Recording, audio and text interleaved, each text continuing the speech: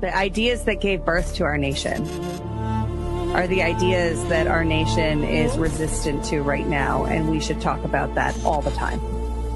In a world where narratives are shaped by corporations and gatekeepers, independent voices matter more than ever. Badlands Media brings together citizen journalists, researchers, and independent thinkers. The truth is triggering. Question the narrative. Explore the facts. Its authenticity, courage, resilience. Search for the truth others won't. It's not about being first or being right. The information war is changing. It's about being authentic. Embrace the friction. Embrace the friction. Shut the f*** up. Authentically antagonizing. Join the movement. I'm going to say how I feel. Follow Badlands Media. This is about the future. The Badlands. What are the Badlands? Explain those Badlands. That's a hell of a name.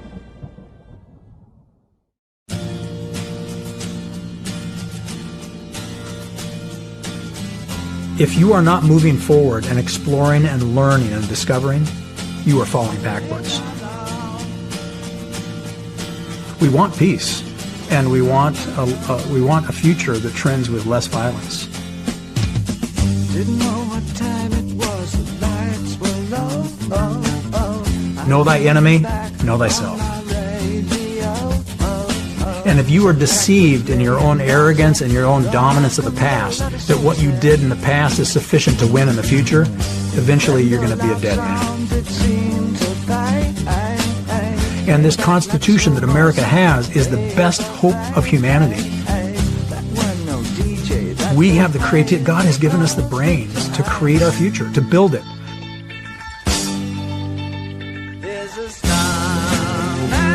The way to do that is not to ignore a new domain and new technologies. How do we use this knowledge God has given us to glorify God and not let evil people use it as a weapon against good people? We don't have to be victims. Technology does change fate.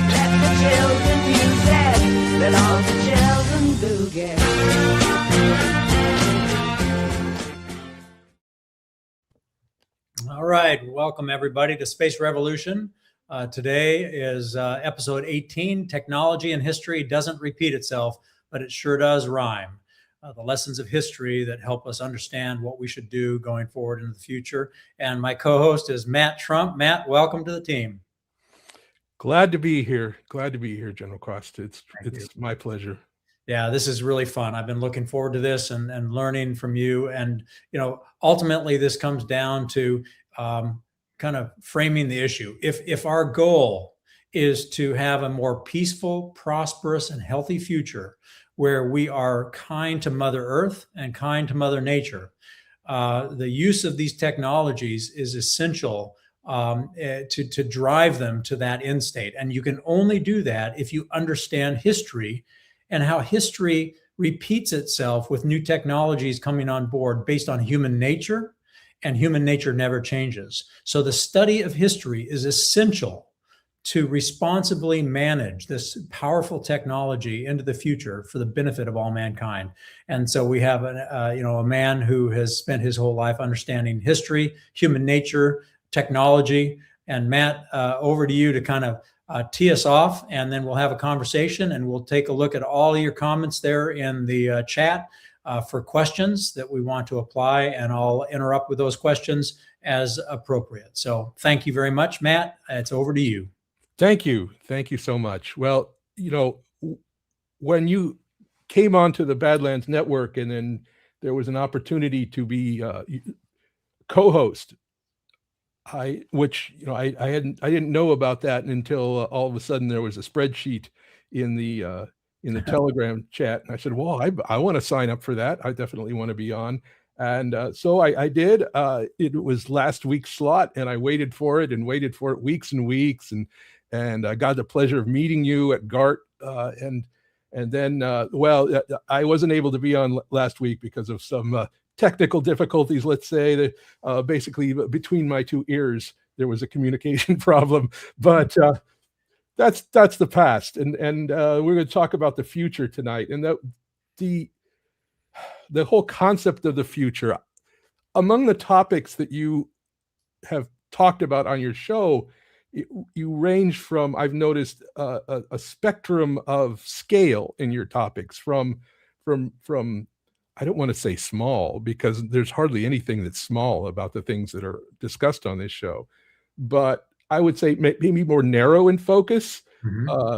Maybe the asteroid mining being an example, which was one of my favorite shows, actually, that you did.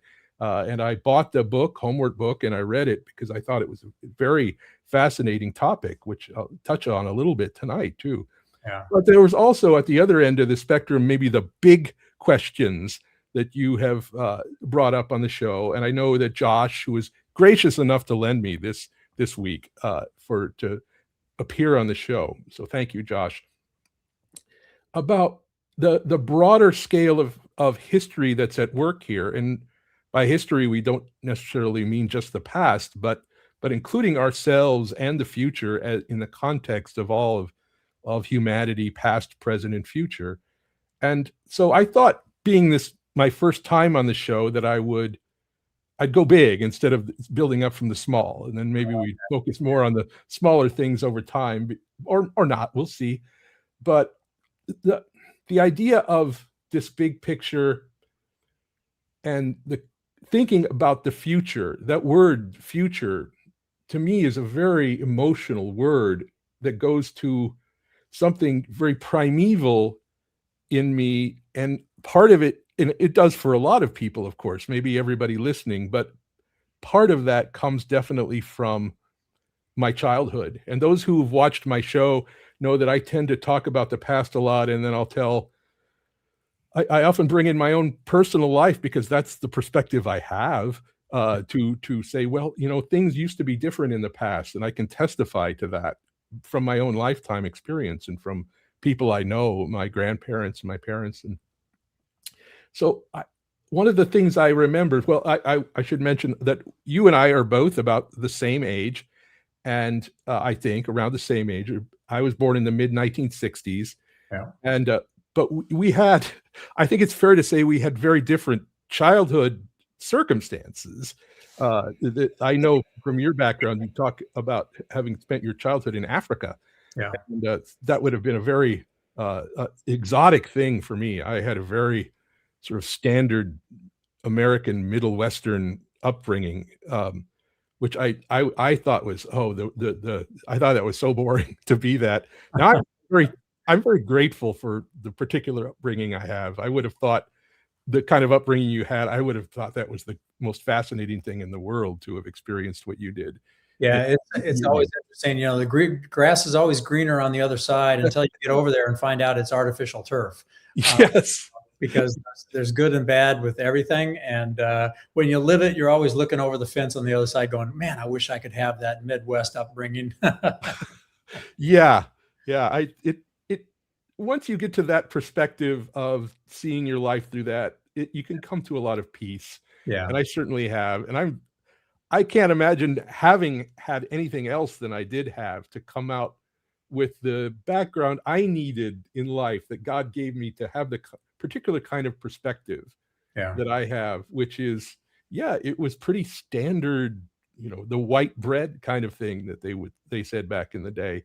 Yeah. But now I know that I can come from that perspective. I know that, and I can connect to other people through that perspective in a way that maybe I wouldn't have otherwise. And so I'm grateful for that now. And one of the things that I remember very strongly about my own childhood, because of when I was born, was that the concept of the future of humanity was a question that was very much on people's minds, on the forefront of the public discussion back when I was a child, and maybe for at least for the first 10 years of my life or so. It was something that touched upon all public discourse in some way or another. And of course, that was due in no small part to the fact that was the period of the Apollo program and the height of the height of the space race, and of early space exploration, a term that almost sort of fell out of usage for a while, the idea that we explore space. But in my childhood, that was not only something that was on the news, it informed our politics, our society, religion, in ways that in later years it sort of retreated from that. But the future of humanity was very much one of the things that people thought so much about, and that it was reflected in our art, our television shows. Obviously, those were the years of perhaps the most influential science fiction television series of all time, which was the first Star Trek original series, which I remember watching as a child on television during its original run.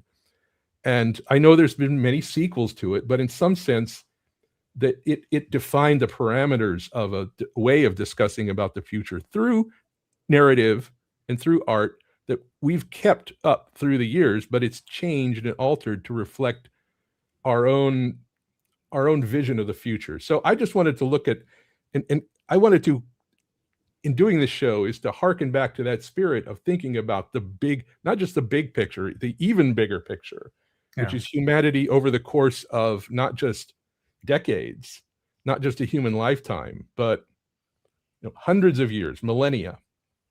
And where are we? Where are we going? And how will people in the future, if humanity is lucky enough to survive, and how will they see our time? Yeah. And that's one of the reasons that I brought out I thought about the book by Huizenga, the Autumn of the Middle Ages, in regard to this topic, because I think his book is a wonderful look at not just the historical events of the threshold of modernity, if you will, the transition to the Renaissance and modernity, but a look into the psychology of how people thought then. I think it's that you really get a sense of, from his research, of how human beings were different at that time, and how things would then change. He doesn't go into the aftermath of the time period he's talking about, but there's no shortage of people who have done that. So that bigger picture, and that was the reason I suggested that book. So the scale of millennia. So yeah, I've got some notes here to make sure I don't miss some critical things here. So now we're in an era, we have been since the 1960s of the era, or from the 1950s technically, of the era of space exploration. And there's so many parallels to the time or just before the year 1500 and the years after that, with the discovery of the New World. So maybe this will be a good point to share some of my images here, because this will help me stay on track of my thoughts. So I'm going to share some slides of some images. No, that's not the right one. As you're bringing those up, for all of our listeners, this study, where you deeply consider how human nature reacts to new discovery and new technologies, it has played over, as they say, a story as old as time, because it played out with the discovery of fire, and it played out with the discovery of metallurgy and the ability to make tools that were, and then pulleys and levers and the physics. So depending on how you tell the story, but this is one of those unique slices of research that really give you the rhythm and the tone and the tenor of how history repeats itself, in good ways and bad ways, depending on your understanding of yourself and the context within which you live. So, Matt, go ahead. Okay, I didn't quite hear the last few words you said there, but I was just saying. So, this book is one example of many historical examples that you can study that show lessons we need to learn about how we have a relationship with technology to make sure we are driving the future. We are building a future that allows humanity to survive, and to survive with more prosperity, health, and security than ever before. Indeed, indeed. I think that's what before I discuss the slides, I think I wanted to make one extended point about that idea that in my youth I felt things were about the future. Was that by the way, I thought I'd be sharing the slides now. I can't see. Yeah, I can see it there. Let me bring it on stage. Oh, okay, good. All right, good. All right. Yes. So some of you will recognize what that is. This is sort of an ironic way to start the slides here. This is good. I like it. I thought, let's have a little bit of humor to start off this. But one of the things that I wanted to say in regard to that period of my childhood and that idea of focusing on the big picture was that, people truly believed in the 1960s that it was a time of change on the order of millennia. And there was the development of the consciousness of the Platonic age, the Platonic months of the 26,000 year cycle of Earth, that there were characteristics of ages on 2,000 years approximately in length, and that maybe we were on the cusp of a new one. That was of course the age of Aquarius idea, and it wasn't in isolation. It was connected to so many other things that were happening in the 1960s, not just space exploration, but social change that seemed to be things that were changing, that were millennia old. Religion, it was the time of great change in the Catholic Church, for example, with the Second Vatican Council. And there was an idea that we have to take a fresh look at our own religions, even in the West, maybe.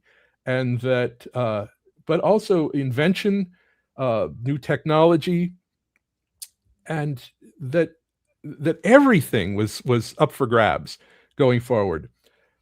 But that in the years after that, I say that lasted about 10 years into my childhood. And then at some point there was sort of a retreat from it.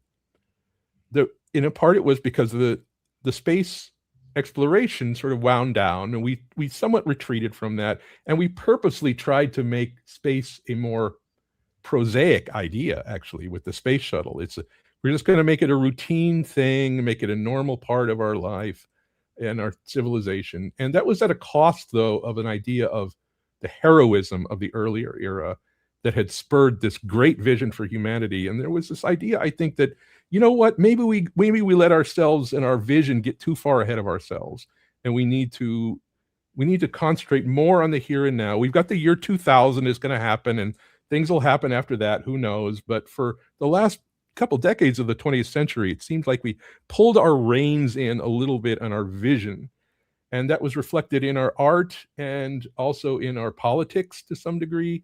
That about, and at some point I became nostalgic for that future. I remember thinking, what happened to the future? Yeah. What happened to our vision of that? And then about 3 or 4 years ago, I noticed that it was largely because of, it was President Trump, but also Elon Musk in the idea of this private space program, which people had been talking about for years, and all of a sudden it was here.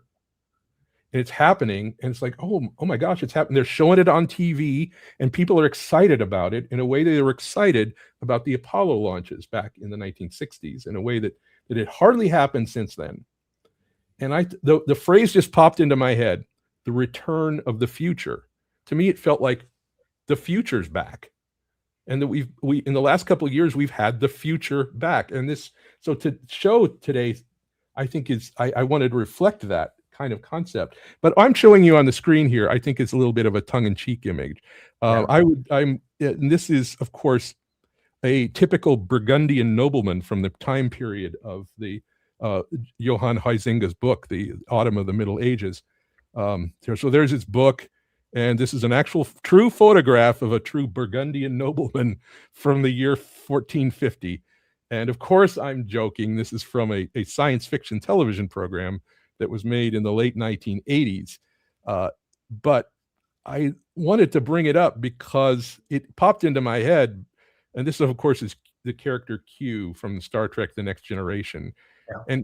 this is from the pilot episode of the show, in fact, when he's a super advanced being, of course, as you know, and he can sort of pop in and out of space. He doesn't even need technology. And he essentially puts humanity on trial for its past. And the image that the producers used, the writers used for this, was looks like something from the High Middle Ages, which in sort of a judgment about that period, but also to reflect what might be considered a different time period in humanity. So in talking about this subject today, I couldn't help but think of that. Yeah. Because of things get reflected in our art. Now, a couple other books I just wanted to say that I drew upon in thinking about this. The World Since 1500, that was one of my first college textbooks. So I'm going, and of course, the year 1500 really marks, for anybody who's taking a Western civilization course, marks what is usually considered the threshold between the Middle Ages and the Renaissance. And one of the things this is the edition that we used in my college freshman history class. And so Huizenga's book covers just the decades leading up to this threshold, where the modern era starts in the year 1500 and we move forward from there. But I couldn't help notice the irony that the cover photograph here is of the Earth from space. Yeah. I thought that was, okay. So the next edition, by the way, they retreated to a Renaissance map of the Earth. But for a moment, they decided to put the Earth from space on the cover, which I thought was nice. Jung's book, Aeon, I thought about this, and also Pierre Teilhard de Chardin, The Future of Man, very controversial character from the 1960s, who was a Jesuit priest. So, there's what I'm talking about. The edition there, they retreated from a space image, and it almost felt like the way we were sort of retreating from space at that time. So just a few things about the Middle Ages, that when we talk about that time period as a reflection of, let's say, we could very easily make the parallel between the very late Middle Ages and the late 20th century, that the decades leading up to the year 1500 were not unlike, in a lot of ways, the decades leading up to the year 2000, for reasons we can even deepen just from the superficial parallels. But it's important when we talk about the Middle Ages, I want to emphasize that we keep in mind that our own ideas about the Middle Ages may not be correct, and may in fact be divergent from the facts.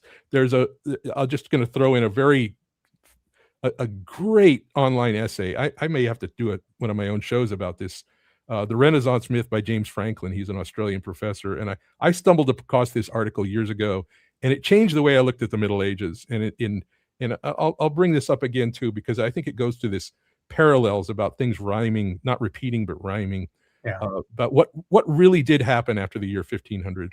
But I just want to make the distinction. A lot of people's ideas about the Middle Ages, sometimes they're thinking of the Dark Ages, which are different. So late antiquity, so the ancient world goes up to around the year 650 or so. The Dark Ages pick up after that, and then the Middle Ages pick up around the year 1000. And the Dark Ages really are, what the dark means is not necessarily it was a dark time for humanity, although or the dark time for the Western world, at least, but that it was dark in the sense that we don't really have history from then. We don't have a lot of recorded history from that time period. We have accounts from later, but we don't have any direct accounts of history from then. So we sort of had to reconstruct it. And there's a lot of speculation that perhaps our reconstruction of that time period isn't so accurate, but that's for a different time. But it's just important to emphasize that we do need to make sure we're talking about the right Middle Ages. People somehow have the idea that they were primitive. Well, this is something that was made in the Middle Ages. This is the Amiens Cathedral in northern France, one of many Gothic cathedrals that date from centuries before the Renaissance. That there was they was so primitive they could build these stone structures with stone roofs that towered 100 feet in the air, and that still stand today, these magnificent things, and that they were built over the course of centuries through persistent effort of people at the time who had the leisure as ordinary craftsmen to donate their time to this.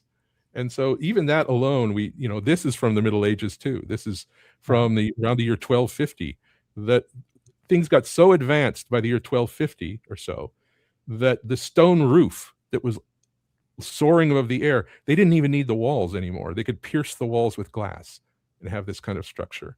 Yeah, so we need to keep that in mind. Yeah, there's a great book out there.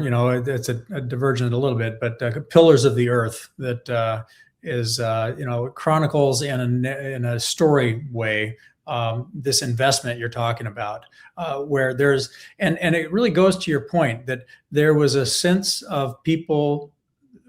They were part of a long line of humanity that were building the future, and that you spent your whole life just building that one stained glass window, and then you handed it to the next artisan down the way. That mindset of the vastness of history and the future, and the dedication to the future, where you're a servant to the future, is really something we're talking about here, because we are servants of the future. And when we forget that, like we did between the mid 60s and until just recently, we pay the price.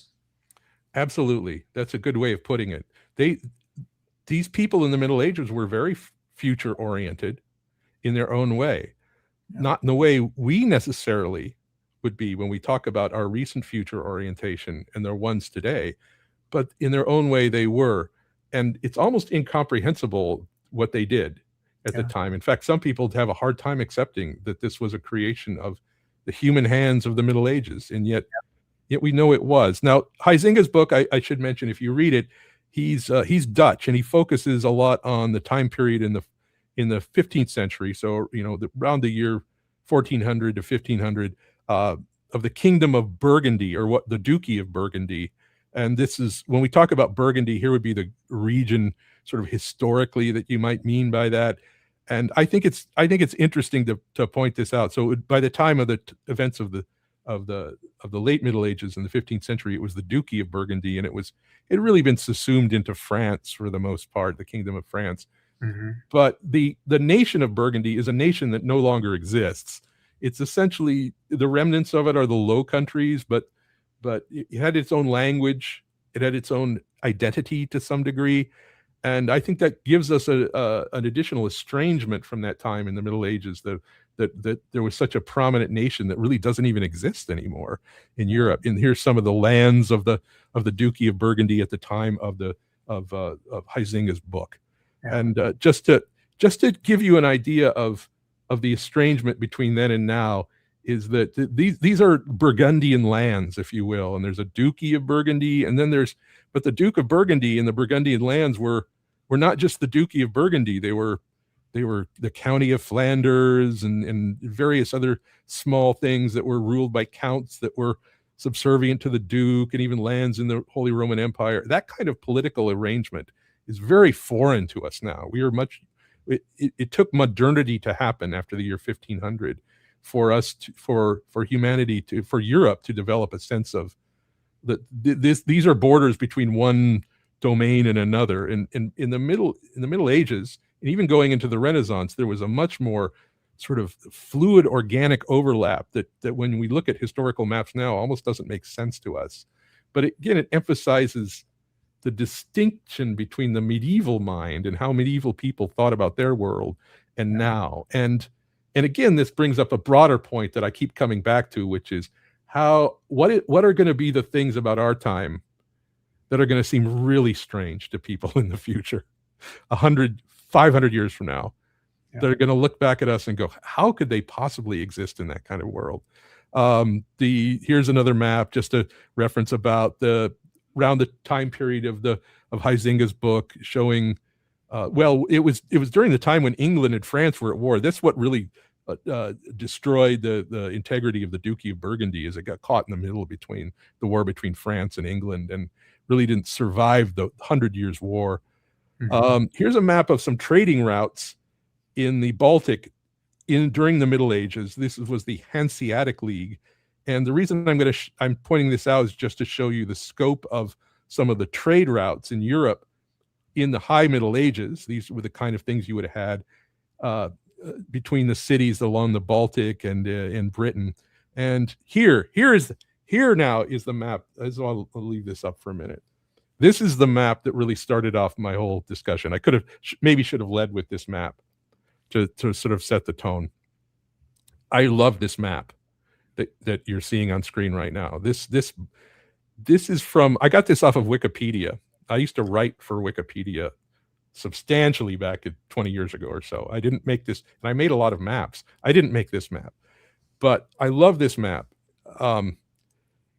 It's in a Wikipedia article, and the article is the Volta do Mar is the title of the Wikipedia article. Volta do Mar, and that's Portuguese for the return of the sea, the turn of the sea. And what you're seeing here was a revolution in humanity. This, as much as anything else, is what led to the end of the Middle Ages and the beginning of the Renaissance. And the change, this radical change in the psychology and mindset of the European peoples is what you're seeing on screen right now. So what is this? Well, I'll just go at, let's see. Going the wrong way. If you go back to antiquity in the Roman Empire, Rome made a big priority of holding within its empire everything that touched upon the Mediterranean Sea, as you see here. So this is antiquity. This is Roman Empire at its height. And you'll notice that it extends outside of the Straits of Gibraltar on the western side, and even down a little bit on the coast of Africa. And one of the most fascinating things you think about when we think about antiquity is, why didn't Rome go farther? Why didn't they go farther down the African coast? Why did they only get so far? And the reason is, well, the reason is a lot to do with this map right here. Is they did try. We know that people did try. The Phoenicians did try in ancient times. The Romans tried. But the situation is this, and this really determines a lot of history and the way it would flow and the timing of it, is that going down the coast by the ships of the time, you could go down to about what's now called Cape Bojador, which is in what is now northern western Sahara, a very controversial area of the world, which claimed by Morocco and at one time by Mauritania, but really south of Morocco proper along the coast. And if you went that far, you could get back. But if you went farther than that, you couldn't get back.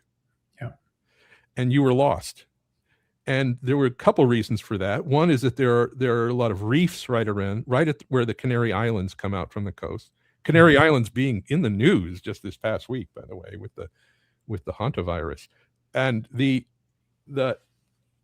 also the trade winds would then take you right out to sea. Yeah. And with the sails they had at the time, you really weren't coming back. Yeah. It's quite possible that the Romans and Phoenicians made it to the New World, to the coast of Brazil or the Caribbean. That's not out of the question. The problem is that they couldn't get back. There was no way to get back, as far as we know. Maybe the people did come back, but if anybody did, and this is the key about one of the things about the discovery of the New World, people say, well, there was discovery before Columbus. People knew. It's like maybe they did get there, but it didn't become part of the general consciousness of Western civilization. It took Columbus's voyage for there to be knowledge of the New World that was widespread in public to happen. And that's the key thing. So obviously I could have put up a slide here of, say, the Artemis mission trajectory to the moon and said, look, we're sort of at that stage. So what happened around the year 1400, around the time of the events of Huizenga's book, in the very late Middle Ages, is that the Portuguese were able to develop this. Now, if you know, so I have very limited sailing experience. I grew up in Iowa as a boy, and I went to Boy Scout camp every summer, and I just loved sailing and getting the sailing merit badges. and we had a boat that had one of these kind of sails. It's a lateen sail, and if you know anything about it, as I learned when I was a boy, is it allows you to sail into the wind. You're not at the mercy of the wind direction as much. You can't sail right into the wind, but you can sail pretty close to, in a beam, very close to the wind. And so you can, and you do a lot of zigzagging to do that, right? You tack back and forth, but you can get upwind. And so what the Portuguese were able to do around the time of the middle of about 50 years before Columbus, and there's no accident of that, is they discovered this, using their caravels, they discovered this technique. And not only that, they discovered what we would come to call, so that's, there's an illustration of using that technique. The North Atlantic gyre. So they essentially discovered, without knowing it, a large system of circulation and wind in the North Atlantic. And so you can see that the current takes you down off the coast of Africa, the Canary Current, and then sweeps across the North Atlantic to the Caribbean. And then it only comes back when it circles up around the North American coast and comes back as the Gulf Stream to Europe. And the winds do likewise. The winds do likewise. So you don't just have to float with the current. You don't just have to go in the direction of the wind, but you sort of did before the invention of the lateen sail. So what the Portuguese were able to do is they discovered that if you go out to sea, if you do something contrary to what you would think to do, which is you go far out to sea, and then you use the trade winds to tack upwards until you can get to the westerlies, and then that can take you back to Europe. And so they started out in these small loops, being able to go and return, much as our space exploration in humanity now is like that to some degree, is what we've been in the era, is we go a little bit out and we make sure we can get back. We go a little bit farther out and we make sure we can get back.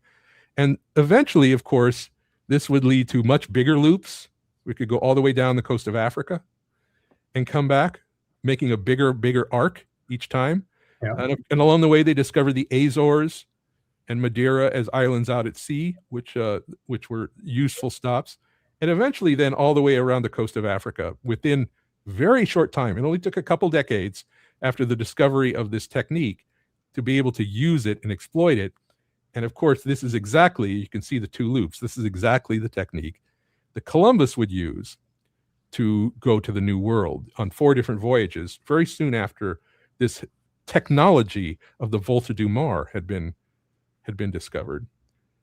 So there you see the voyages in the bigger loops out there. And this as much as anything else is what led to the end of the Middle Ages and the start of the Renaissance, because it opened up, all of a sudden Europe knew it was part of a much bigger world. And the politics of the Burgundian kingdom perhaps then seemed smaller than they did before, just as our politics it seems smaller the farther out we go. Yeah. That we've had, the famous quote, I don't know which of the astronauts said it. Maybe you do, that you can't see the borders when you're in space. You can't see the borders. Yeah. And that, which was, I think people at the time in the 1960s and 70s really, we took that to heart. It's like, oh yes, we're one Earth. And this led to, of course, the proto-environmental movement with the first Earth Day. Yeah. We need to see our planet through that kind of eyes.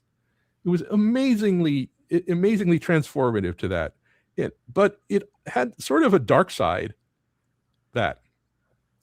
And this touches upon some of the things you've wisely brought up in regard to how we approach the future, which is that, in the 1970s and 80s, that there was this idea that, well, nations, then if we can't see the borders from space, then the future is towards one of global unity. And in shows like Star Trek, that was certainly the future that was pitched to us. But then that was sort of used to abuse us a little bit for control, in the sense that, well, Yes, nations then are outdated, aren't they? And the sooner we get rid of them and go to a global government, the better off we'll be. And that was, I think, certainly abused, and I think I'm not the only one who thinks that, to then impose, to get rid of things before their time, if ever. And that is, I think, a big reason why we had to take a pause from that kind of thinking and say, you know what? Nations aren't such a bad thing after all. And Trump's presidency, in large part, emphasizes nationalism. Yeah, it's true. I mean, in fact, this point really gets back to the purpose of Badlands and the journey we're on, where something that is good, meaning this realization that as a human race we belong to one another, that can be distorted into a weapon to control people and enslave people. So as we move into this space revolution, and we once again are reminded that we are part of a huge universe, to realize that there's a reason why we have individual nation states, the variety, the spice of life, the Tower of Babel we can go back to, and the fact that there is strength in diversity of different languages, different cultures, different foods, different ideologies. This is the beautiful part of humanity and what God intended. And as we start reaching for the stars, literally, and reminding ourselves of these things, we don't fall into the same trap, because globalism is truly the trap of we're all one people, and so let's unite, let's get rid of borders. And it just opened up a Pandora's box of fraud, waste, and abuse, and slavery, and treachery. So this is one of the great lessons that started here, and in many different ways led to where we're at now. Yes, and I think it's no accident that the return to the future has happened under Trump's presidency, when we've had a return to the idea that nationalism can be very healthy, that we overreacted against nationalism because of events in the 20th century, where we were told that people defending their nationhood and their idea of a nation was a bad thing and led to catastrophic war. Yeah. And even that idea was misplaced at the time, but it certainly was abused that way. And so the retreat from the idea that we had to retreat from space a bit, at least furl our sails a bit, if you will, to stabilize our view of what humanity's future needed to be. And that this is, we're unfurling them again, apparently, right when we've discovered also there's been a resurgence of nationalities and families. It's personally, as I'm a Christian, and I personally believe that it's part of God's hierarchy, that between individual and God, that part of that is the idea of structures that are hierarchical, of the family being one. Yeah. And that was certainly one of the things that in the 1960s, there was the idea that maybe we don't need families going forward.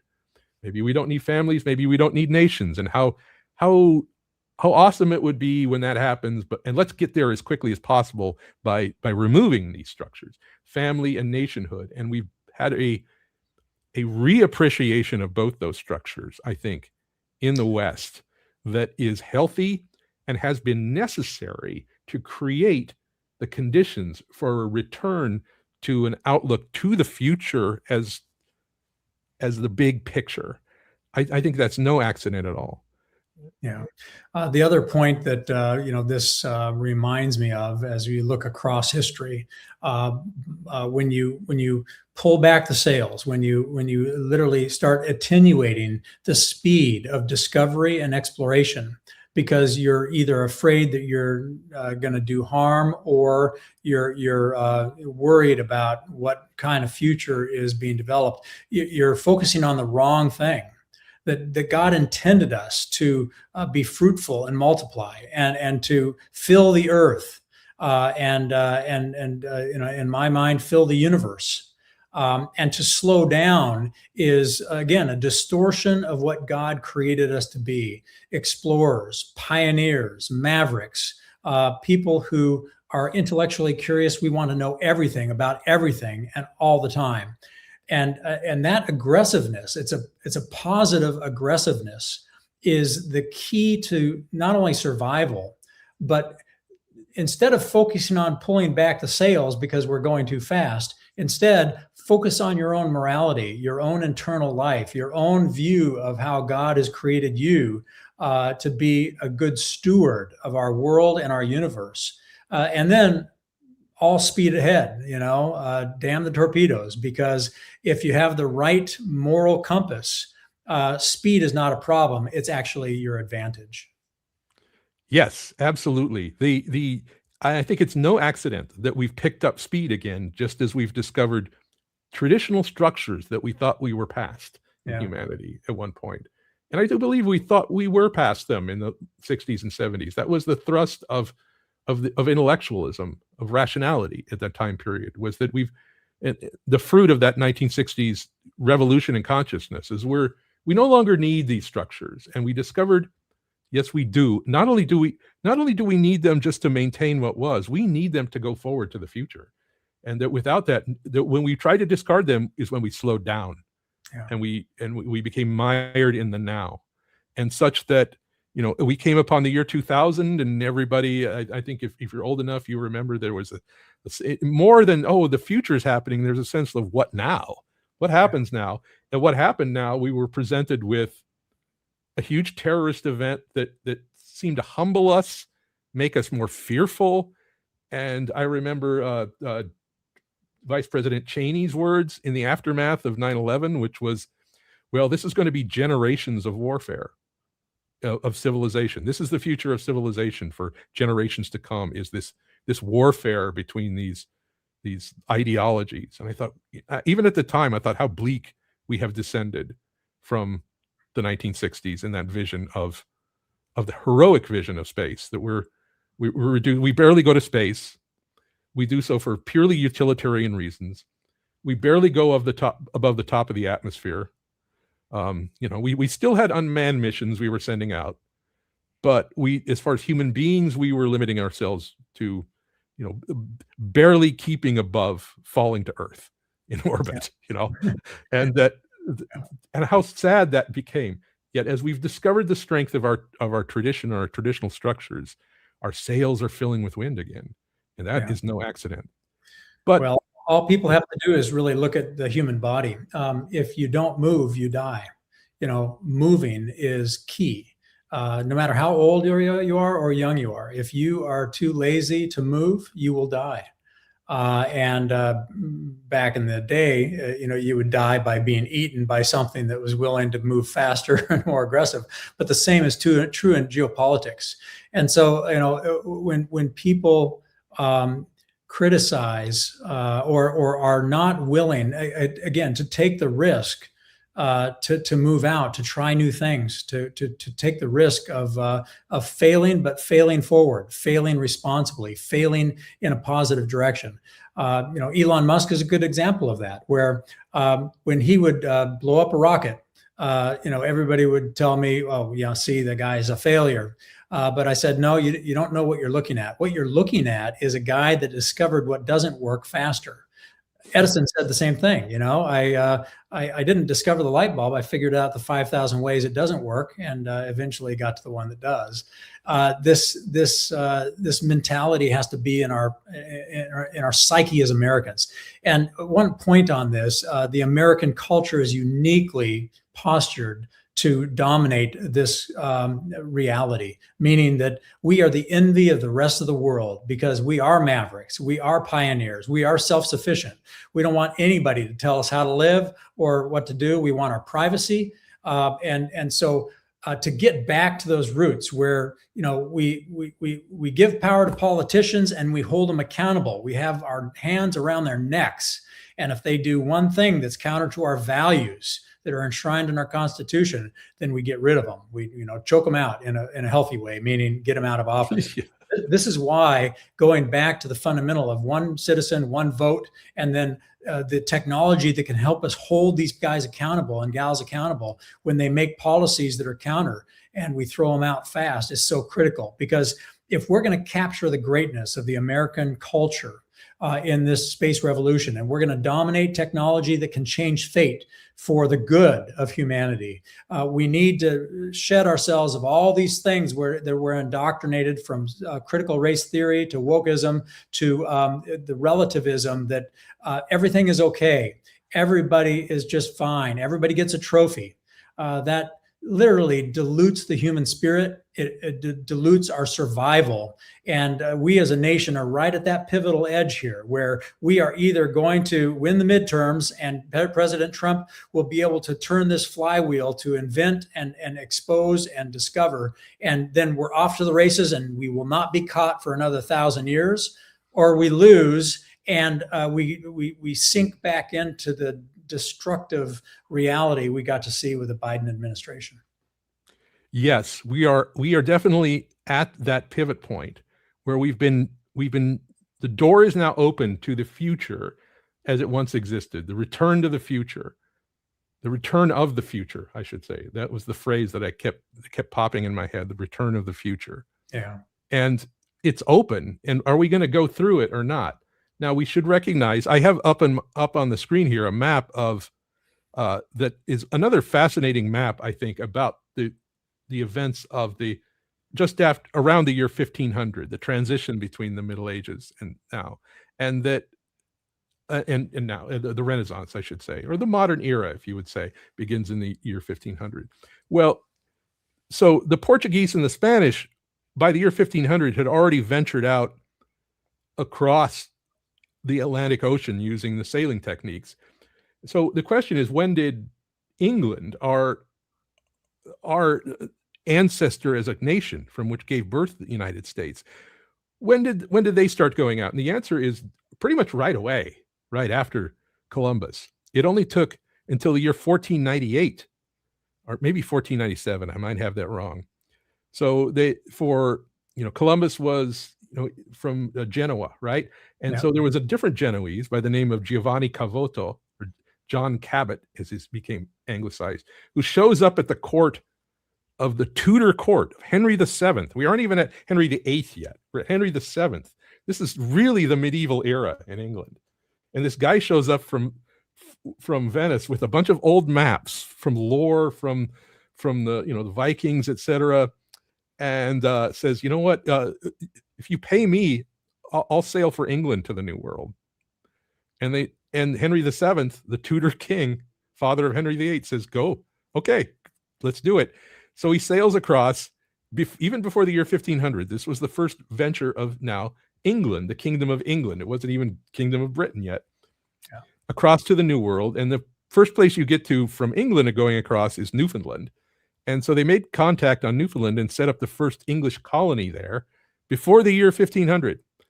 And he made a couple voyages into the St. Lawrence, mouth of the St. Lawrence, which is mouth of the St. Lawrence is really the gateway to North America from Europe in a lot of ways, to the interior of the North American continent, which was why it was important to control that. And it eventually becomes a struggle between Britain and France over that. And into the Arctic, into Hudson Bay, and both England and France would begin exploring there. But one of the keys that I wanted to point out is that there was a big gap of time that England founded a colony in Newfoundland, but they didn't really start to settle the New World for 100 years after that. Yeah. It took 100 years to pass before England really establishes its first permanent colonies. Jamestown was 1607. So you can do the math between 1498 and 1607. And the other English colonies along the coast there. So it took a while and it took national competition, certainly. Yeah. Yeah. And it took patience for people for things to happen in Europe that would set the conditions for a successful expansion of European civilization across the Atlantic. and that it must have been, imagine going back in time and living then, how frustrating one would be from a modern perspective. It's like, you guys, can't you get it going?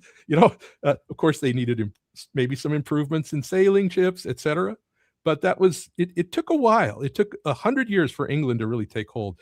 So in the meantime, Verrazano sails for France, and he's the first to sail on the coast of North America. That was 1524.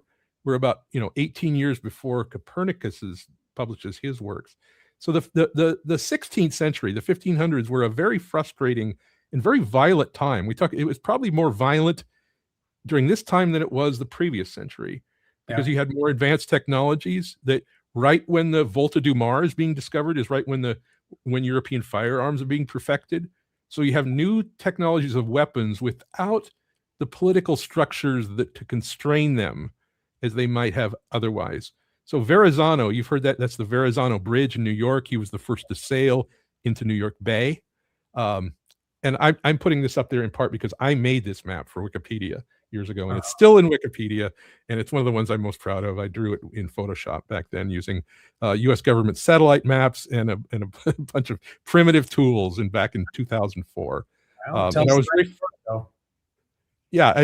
I had a lot of fun doing that kind of thing back then. And soon, though, within just a few decades after that, we have a lot of exploration, because once the sailing techniques had been discovered, once people realized you can get back and all this, there was the scramble between the European powers to the European nations, I should say, to claim various parts of it. And the idea of claiming parts of a new world is sort of so weird to us in a way. It's like, well, why didn't they just claim the whole thing? It's like, well, there were sort of gentlemanly rules about how you did that, right? And which seemed rather odd to us in a way, that they would bother with anything like that. And of course, there were overlapping ones. And I once got, speaking of Wikipedia, years ago, I got into a big edit war with somebody over California, because they wanted to make sure that the article reflected that Juan Cabrillo, the Spanish explorer, only got as far north as San Diego along the coast, and that Drake was the first to probably set foot on the most of California. And that was very important to him for various reasons having to do with nationality and all this. And I thought, wow, I didn't know anything about that. That's a whole new world to me, that kind of thinking. But it was important to people at the time. But we cannot even mention all this without saying the other big technological revolution that happened in the middle, exactly as the Volta du Mar is being discovered. We have the invention of the printing press, which changes everything. That's along with the caravel is the big technology revolution that would happen then, that would disrupt European civilization. And I say disrupt because it did have a very disruptive influence in a lot of ways. It perhaps the most, we think of the Bible as being the Gutenberg Bible as being the most influential product of that. But there was also then Euclid's geometry, which had been hitherto only passable by manuscript, by hand copying, since it had been written. Now we can print it out and we can make standardized copies of this. And this is probably the number one reason why we would have the scientific revolution. Is science. Science is not, we say science is about discovery. It's about hypothesis and proving things and discovering through experiment and theory. Yes, it is. But science is a communication. Science is about communication. Science is a communal effort by humanity sharing knowledge. Archimedes did science, quote unquote, but the Romans didn't have a scientific revolution. The ancient Greeks didn't have a scientific revolution because they didn't have the means to transmit the knowledge on the wide scale that would be necessary to create a scientific revolution, not until the printing press. But again, it took maybe a century after this for the scientific revolution to happen. And so it's no accident that right around the same time as you have the printing of Euclid's geometry, that you have Columbus's voyage. And we talk about disruption. Well, people might remember that this is also the time right after the year 1500 of the Reformation and the Protestant Reformation, which would take the unified Christian West and split it apart, for good or bad, depending on how you and where you are on various things. Yeah. But Luther, and they say, well, Luther had 95 beefs with the church, right? The 95 theses, that he nailed them to the door of the cathedral in Wittenberg, I think, on October 31st, 1517. Okay. And what do you picture when you picture that? Maybe, he wrote them out by hand and stuck them on the door. No, the original theses, as far as I read it, he printed them in a printing press.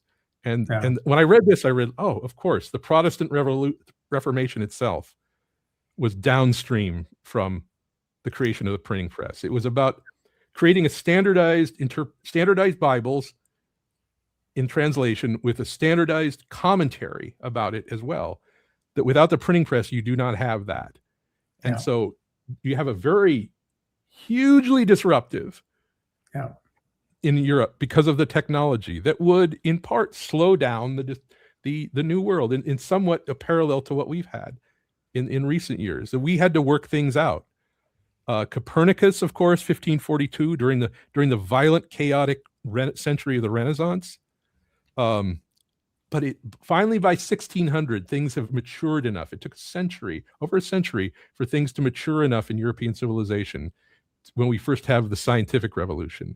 And this is the printing then of Kepler's De Stella Nova, which how revolutionary it was that there was a new star that had been discovered, the Kepler supernova, that blew people's mind that could exist, because up till then everybody thought the heavens were static. And now you have the scientific revolution over a century after so many of the events that were pivotal to its starting. It took 100 years, and then it happens very quickly. Yeah. It happens all of a sudden with Kepler's work, with Galileo's work. And this is also the same time which you have the serious settlement of the New World finally, but with the English and the Dutch. And that's Adrian Block's map of Long Island. So he was a Dutch explorer a few years after Hudson. And the maps of that time period, I love them so much because you can see the outlines of the area around New York just coming into focus like an image on the internet, Right. They filled in the parts over between 1600 and 1610. And just how quickly and how exciting that must have been when that was finally unleashed. But it took things working out in Europe, and it's taken things working out here in our time period to resume the space, the heroic endeavor to go into space, I think. Yeah, no, this is beautiful because there's two other points that I'll just highlight that are woven into your descriptions of history here that are worth pointing out. The first is that, back to this theme that technology history doesn't, is not necessarily this, it doesn't repeat itself, but it does rhyme. One of the other factors that I am reminded of with those maps, all those maps that we saw with lines going from Europe to the New World, would have been very different if in 1400, the Ming dynasty, who had already figured out sails to do what you showed, and had already built ships that were literally futuristic compared to what Europeans were building. And it was because the political parties were fighting with one another, and one political party gained power and they burnt the ships to the ground. They literally destroyed 600 years of where China knew everything about what you just described with the winds and the ability to sail, and they destroyed their future. But had they not destroyed their future because of politics, they would have been the ones discovering the New World, and we would have a very different world and a very different map now than back then. So this pattern where discovery happens is tied directly to politics, and why the people in America have to be in control and not let the politicians cripple our potential as human beings to build the future that we want. And the second point I'd like to just point out here is, in addition to that story about how politics changed fate and destroyed technology that would have been changing all of that, the other difference in our age is we are in the age of acceleration. So what took 100 years, as you pointed out, will take 2 years or 3 years. And our young generation is ready for it. I mean, they are growing up on the internet. They are growing up on technology. And, the older you are, the more it makes your head spin, how quickly things turn. But I have a group of young engineers. I hire very young engineers because they are creative, they are energetic, and they think faster, than I could ever imagine. And, I'll say, hey, learn about this and apply it to our suite. And they will do it in literally days, when in the 60s or 70s, it would have taken years to do that, because they have access to the internet and artificial intelligence and all these tools to be able to move faster. And they've learned in school all of these platform first principles of engineering and science that make them capable of doing this with the mathematics and the computation required. So, as their assistants. So, when we talk about the fact that history doesn't repeat itself, but it sure does rhyme, two lessons that come out of what you've described in this first tranche of what we're going to do for the Badlands listeners on this space revolution, to bring it in to clear focus, is one, politics will kill you even if you have the right ideas and the right technology. And two, you better move fast, because if you don't move fast, others will, and it'll make you look like you're moving backwards compared to more aggressive civilizations that are willing to move faster. That's the main, one of the main things that are really important to me when I think about how we as an American society need to approach the age we're entering into, and this space revolution that's going to cascade technologies upon us like you read about. If we're not ready intellectually and with that spirit of a maverick and a pioneer, we're going to get caught flat-footed. So, Matt, I am looking forward to our next episode, where we can kind of take the next step at eating this elephant, because, and I hope that our listeners can read some of the chapters and really start absorbing these historical lessons, because the more you read and understand this, the more you will look at what's unfolding in our history right in front of us, and it'll remind you of these historical things. And you'll remember the traps that killed people, that destroyed the environment, that made the civilization disappear. You'll recognize them immediately, and then you can help be an advocate for policies and politics that avoid those traps, even though they're different technologies, different journeys happening at a different pace. It is the same human nature, just manifesting in a different way that rhymes with the past, but you'll know what to do if you study these histories. Well, thank you so much, Steve. That was so well put, and I do think this is a good place to stop, and we can pick it up to some degree from here. As far as the story, we've reached up to the beginning of the 17th century here. These two images on the screen are almost from the same year. And going forward from here, humanity is definitely in a new era. We're definitely in the modern era of science, and there's a reason why. And the art begins to drastically change right around this time. And right. And so we could pick it up from there, because it may give us clues to how we're going to look about how we think about our own time. That I said that one of my most favorite things is in science fiction, say in the television shows like Star Trek, is when they do episodes where they look back on the 20th century, maybe through time travel or some other means, and they comment on our time. So, that kind of question, which is, what is the future going to be? Because that's so hard. And maybe only visionaries and artists and mystics, they can catch a glimpse of it. We may be able to discern some misty outlines, but we're probably going to be wrong about so many things. But I like the kind of question is, what will they think? What will people in the future, might they think about our time that looks very primitive to them, but seems very normal to us? So I think this is a good place to stop, and I'd love to continue it at some point. Yeah. And I've had such a great time talking to the audience, and really, really have enjoyed. And I want this to be multiple chapters in a book where we really get a little deeper into this because it is so important. And the that last chart you had up, 1609, a good place to stop this chapter and then take another chunk of this the next time around. 2 years after that is when Galileo, they created the Academy of Sciences in the Vatican. And then Galileo was literally strung up because of his description of what he thought the universe worked like. And we're doing that right now with quantum.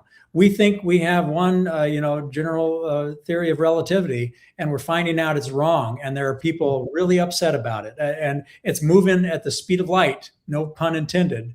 But again, that same pattern is repeating right now. And Matt, I can't wait for you to come back, and we'll take the next chapter. And over a series of these, we can really say that we did due diligence on really looking at a slice of history that is similar to the slice of history we are living now. So that in 300 or 1,000 years from now, as they write books about us, they say they understood the context of what they were doing. They understood human nature. They understood their own morality, and they guided technology into our age that brought us more peace, prosperity, and health. That's my prayer.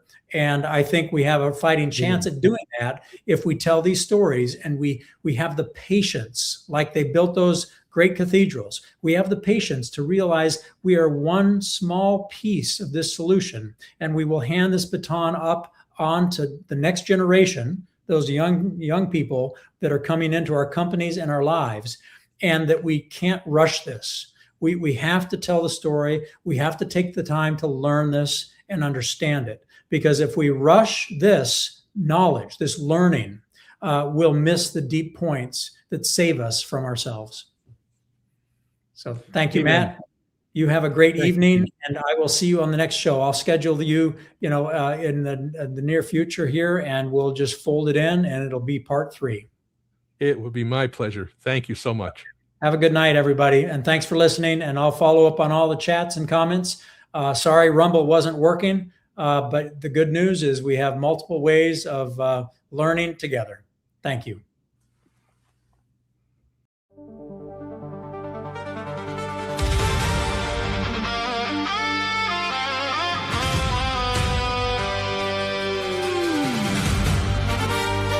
Today we remember those who gave everything. And memory is never still.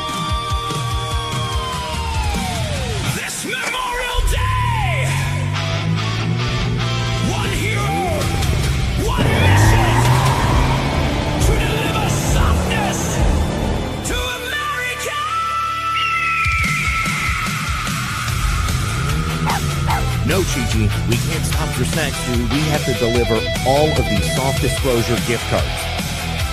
He goes by Zach Payne. The motion detector!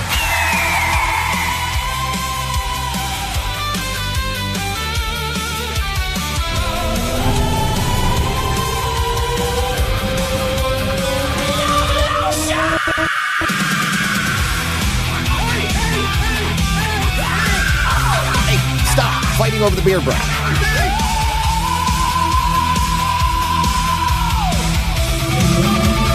Life finds a way. Hydrate your elbows, moisturize your soul. Feel the rhythm together. Makes you feel alive and let the lotion roll. Soft disclosure, hear the cry. Maximum softness, do or die. Muffin, hit it.